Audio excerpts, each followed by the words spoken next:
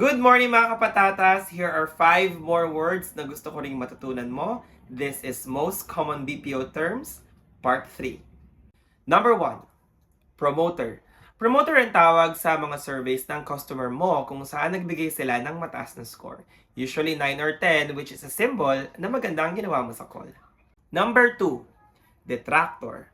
Huwag na huwag ka makakakuha ng detractor. Ito naman ang kabaligtaran ng promoter, usually dahil hindi sila masaya sa binigay mong service. Number 3, neutral or passive. Ito naman yung mga so-so lang. Usually ang score ay 7 or 8, which means dapat galingan mo pa para sila ay maging promoters. Number 4, SME, subject matter expert, or mentor.